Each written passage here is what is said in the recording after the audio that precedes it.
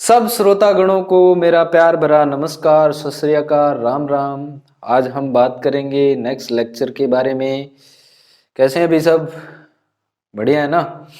अपने कृषि पर्यवेक्षक बनना है तो कृषि पर्यवेक्षक के लिए आप हमारा चैनल है वो सब्सक्राइब कर लीजिएगा, चैनल को शेयर कर दीजिएगा और साथ में ही कृषि पर्यवेक्षक का संपूर्ण कोर्स जिसमें आपको टेस्ट सीरीज मिलेगी, वीडियो लेक्चर मिलेंगे, पीडीएफ नोट्स मिलेंगे और आपको एक कृषि पर्यवेक्षक बनाने लायक हम परिपूर्ण रूप से एक रणनीति पर काम करेंगे। तो कोर्स को खरीदने के लिए आप नीचे डिस्क्रिप्शन में लिंक दिया है, वहां से एप्लीकेशन को डाउनलोड कीजिए, स्टोर सेक्शन में जाइए और वहां से कृषि पर्यवेक्षक का कोर्स है वो चूज कर सकते हैं। इसके साथ ही टेस्ट सीरीज है वो भी आप अलग से परचेज कर सकते हैं। अगर टेस्ट सीरीज आप कोर्स नहीं खरीदना चाहते, टेस्ट सीरीज खरीदना चाहते हैं तो टेस्ट सीरीज भी आप खरीद सकते हैं, क्योंकि बहुत सारे बच्चे वो फोन करते हैं कि सर हमें टेस्ट सीरीज लेनी है, तो ऐप के ऊपर ही सारा कुछ मिलेगा, जो भी मिलेगा वो। उसके बाद में अपने पशुपालन पढ़ रहे थे, पशुपालन में हमने बात कर ली थी। तो देखिए अपने आज बात करेंगे जनरल टर्मिनोलॉजी के बारे में। जनरल टर्मिनोलॉजी जो हम पढ़ रहे थे उसी सीरीज के अंदर अपने पढ़ रहे हैं। जनरल जनरल जो टर्म्स हैं उनके बारे में अपने अध्ययन कर रहे हैं। सबसे पहले अगर अपने देखें तो एक होती है कास्टिंग। क्या होती है? कास्टिंग।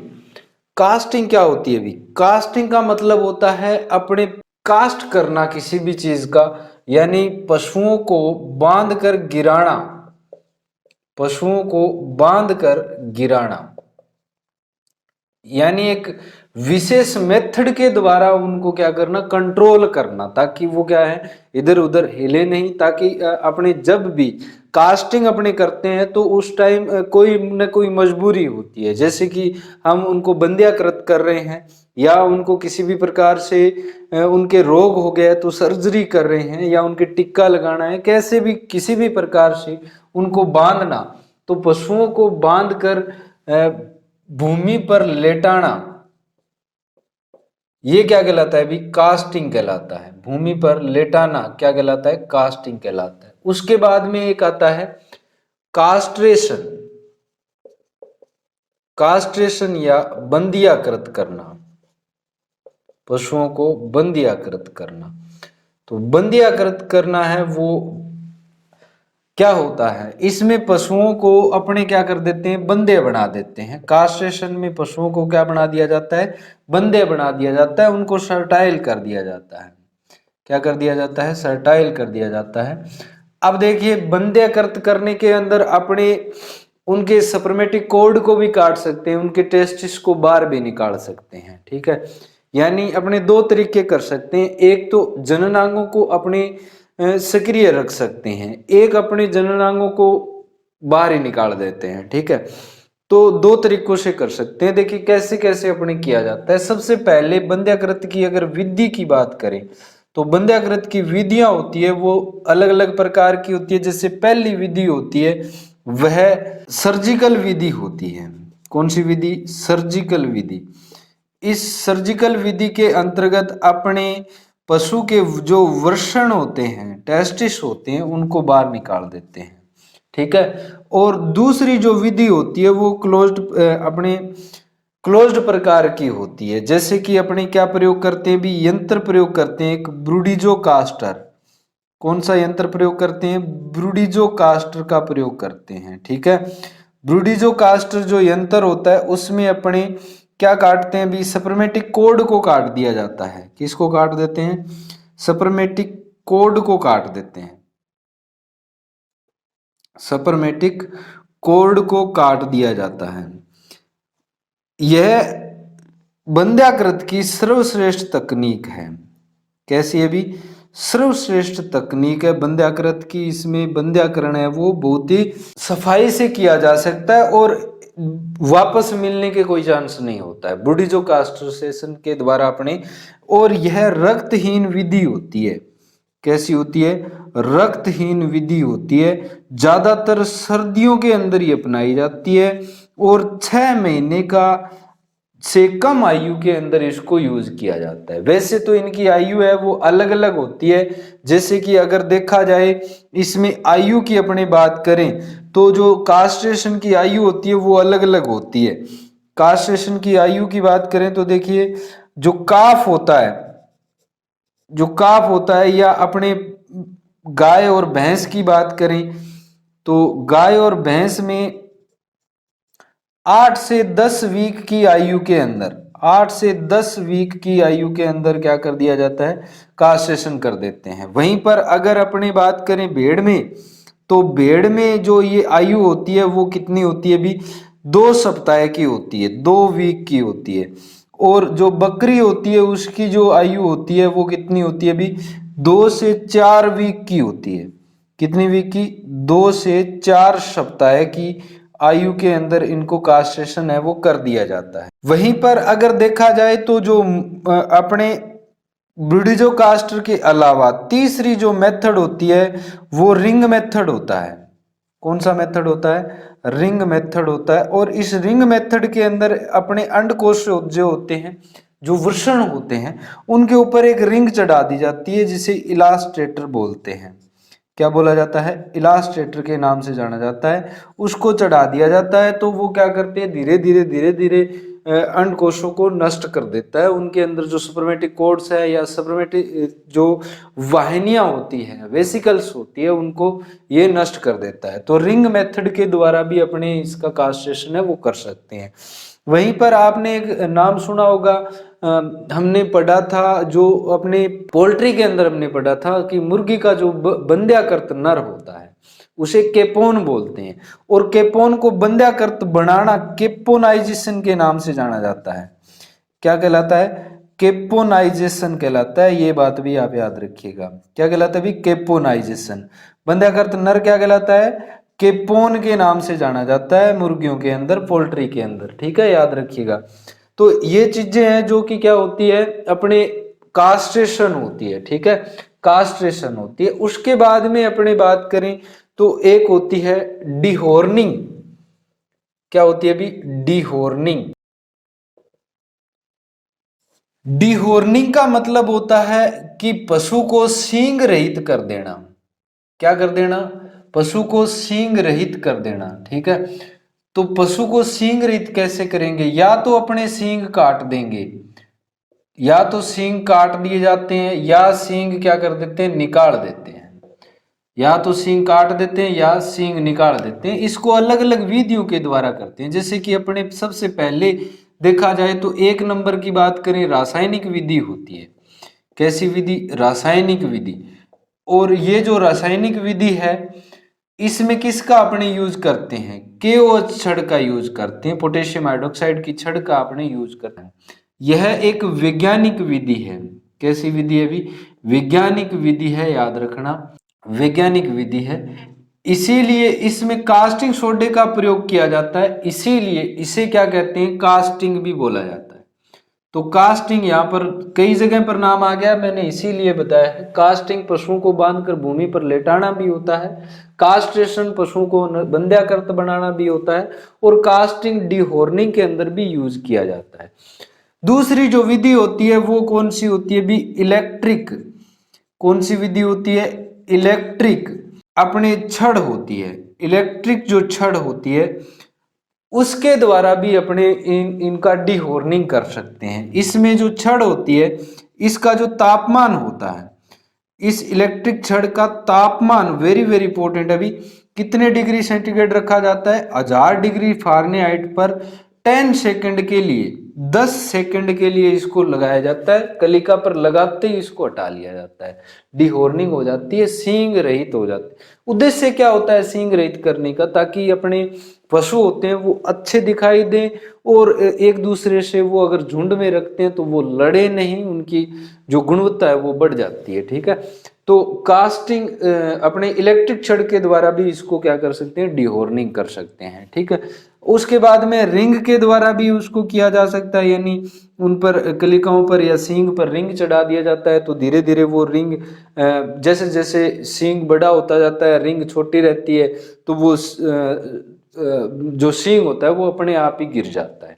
तो ये बात भी याद रखना, डीहॉर्निंग क्या होता है। यहां से क्वेश्चंस क्या पूछे जाते हैं, सबसे पहले पास पशुओं को बांधकर भूमि पर लेटाना क्या कहलाता है, कास्टिंग कहलाता है। पशुओं को बंध्याकृत करना क्या कहलाता है, कास्ट्रेशन कहलाता है। क्या कहलाता है, कास्ट्रेशन के नाम से जाना जाता है। दूसरा क्वेश्चन आपसे पूछा जा सकता है, पशुओं की जो रक्त वाली विधि है या अपनी सर्जिकल विधि है वो कौन सी है। तो सर्जिकल के अंदर अपने इसे कह सकते हैं ओपन मेथड है। ये कैसा मेथड है, ओपन मेथड है, याद रखना। खुली विधि कौन सी है, तो आपसे आपका जवाब होगा सर्जिकल विधि। उसके बाद में कास्ट्रेशन किसके द्वारा या पशुओं को बंध्याकृत बनाने के लिए कौन से यंत्र का प्रयोग करते हैं, तो आपका जवाब क्या होगा, ब्रूडिजो कास्टर का प्रयोग करते हैं। ब्रूडिजो कास्टर में किसको तोड़ा जाता है, सप्रमेटिक कोड को तोड़ा जाता है।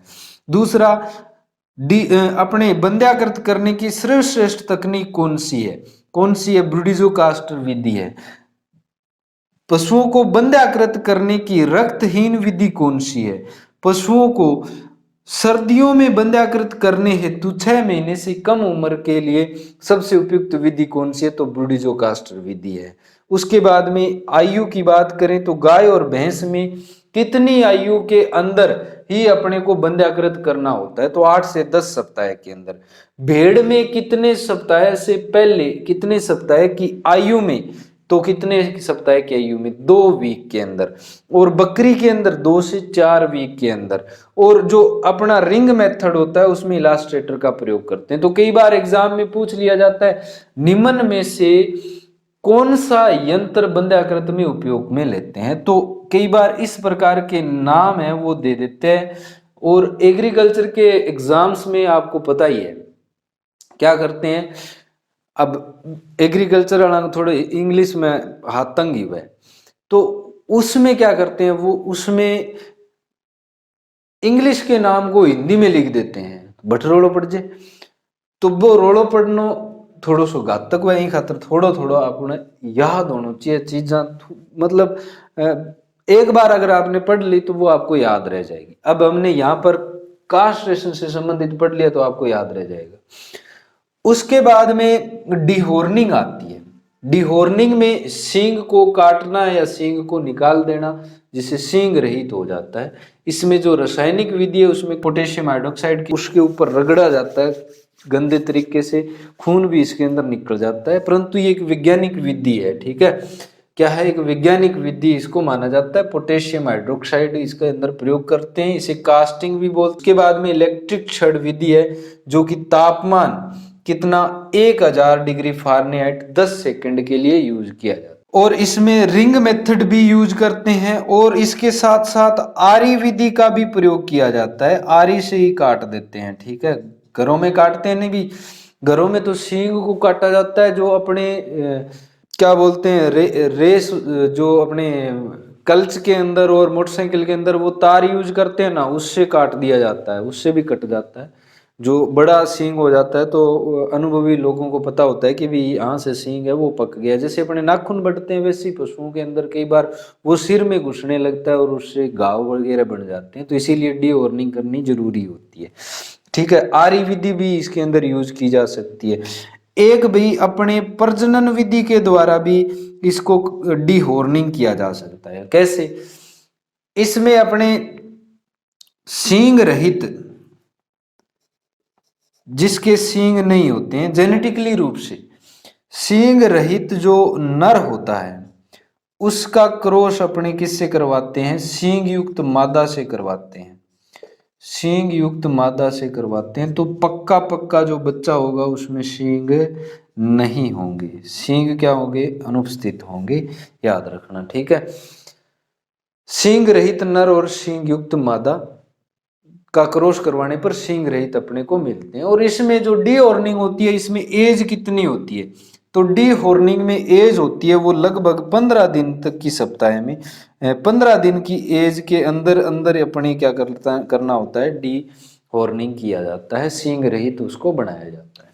उसके बाद में देखिए पशुपालन में पहचान के तरीके भी अपनाए जाते हैं। पशुपालन में पहचान पहचान के दो तरीके होते हैं भाई। एक तो कौन सा होता है, एक तो परमानेंट होता है। कौन सा होता है? परमानेंट होता है। और एक होता है वो टेम्परेरी प्रकार का होता है। किस प्रकार का होता है? टेम्परेरी प्रकार का होता है। तो देखिए सबसे पहले परमानेंट मेथड आता है जिसके अंदर एक नंबर आता है ब्रांडिंग। क्या होता है? ब्रांडिंग, यानी ब्रांड बना दे। ठीक है, गांव में थे जोटा देखा होगा। अब गांव में जे दो जोटा हुआ है या तीन जोटा हुआ है या आसपास का दो गांव में जोटा हुआ है, तो जोटा की लड़ाई बहुत तकड़ी हुई। वो कहते मार लो जोट थे क्यों ले गया, वो कहते मार लो जोट थे क्यों ले गया। अब तीन बास है गांव के अंदर, तो तीनों बासा के अंदर अलग अलग जोटा उसी। और बे कोई जोटे के ऊपर आप शिवजी और त्रिशूल बना दे।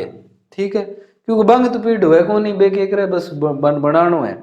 शिव और त्रिशूल बना दे खटे आपने इया पर इया करके इया बिंगो कोई मीन तो है कोनी वो बना दे इया। ठीक है, कि ओ ऊपर ले बास हुआ है और निचले बास हुआ है। ठीक है, तो वो ब्रांडिंग होती है। ठीक है, ये परमानेंट मेथड होता है, यानी गर्म करके इस प्रकार का एक अपने कोई भी यूज में लेते हैं। जो लोहे की रोड होती है उनसे पहले कोई चित्र बना लेते हैं और उसको क्या कर देते हैं, पशु के पीठ पर जांग के नीचे थोड़ा सा नीचे क्या कर देते हैं, अपने लगा देते हैं ब्रांडिंग। क्योंकि वहीं पर फैट परसेंटेज है वो ज्यादा होता है, इसीलिए ब्रांडिंग उसकी हो जाती है। तो ब्रांडिंग जो है वो किस में करते हैं? तो गाय और भैंस के अंदर करते हैं भी ब्रांडिंग। किसके अंदर करते हैं? गाय व भैंस के अंदर। अब कोई बिल्ली की चेप दे तो मर जी बेचारी। ठीक है, मुर्गी की चेप दे तो मुर्गी बैठी हैप्पी बर्थडे हो जाएगी। तो जो बड़े पशु होते हैं उनके अंदर करते हैं, जैसे गाय भैंस और ऊंट के अंदर ये किया जाता है। ठीक है, याद रखना ब्रांडिंग परमानेंट विधि है एक। ठीक है, परमानेंट विधि है, स्थायी विधि है। कैसी है? स्थायी विधि है, याद रखना। आइडेंटिफिकेशन की कैसी विधि है भी? स्थायी विधि होती है। उसके बाद में ब्रांडिंग करने के बाद में दूसरा अगर देखा जाए तो टैटूइंग। टैटूइंग, टैटू बना दिए जाते हैं। टैटू के अंदर क्या करते हैं अपने, ये किसके अंदर यूज की जाती है भी? भेड़ और बकरी के अंदर यूज करते हैं अपनी। भेड़ व बकरी के अंदर या अपने नवजात जो बछड़े होते हैं उनके अंदर यूज की जाती है टैटूइंग। नवजात बछड़े के अंदर अपने प्रयोग करते हैं। ठीक है, नवजात बछड़े में यूज करते हैं टैटूइंग को। टैटूइंग में क्या करते हैं, अपने कान में छेद कर देते हैं, उनके कान में छेद कर दिए जाते हैं। ठीक है, कान में छेद करके उनके अंदर विशेष प्रकार के छेद कर दिए जाते हैं, अन्य अलग अलग आकृति के, जहां पर नसें नहीं हो वहां पर अपने क्या कर देते हैं, छेद कर देते हैं। ये क्या होती है? टैटूइंग होती है। और किसके अंदर की जाती है? ये भेड़ व बकरी और नवजात बछड़ों के अंदर की जाती है। उसके बाद में आती है टेम्परेरी मेथड।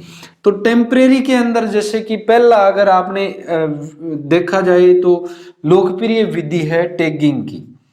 टैगिंग, ठीक है। अब कई लोग के वजह कई तो पता ही कौन हुए, गांव में डेयरी रखते हैं। ठीक है, डेयरी रखते हैं तो वो थोड़े से जानकार ज्यादा होते हैं। वो कानों में इनके डाल के भाई किसी के पास दूध लगाया हुआ है कि मानना नहीं थार ले गा के थोड़ो सो टैग लगवानो है कभी मैं इन ई गा ने वो राशन देन लाग रहे हैं भाई, राशन को नहीं भाई कोई और ही कहानी करे भाई लोन वगैरह चक ले। तो ये क्या होता है? टैगिंग होता है। टैगिंग का मतलब उसके कान के अंदर क्या कर देते हैं, अपने टैग लगा देते हैं। ठीक है, टैग लगा दिया जाता है, उसको कभी भी बाहर निकाला जा सकता है। तो टैगिंग है जो कि लोकप्रिय विधि है। कैसी विधि है?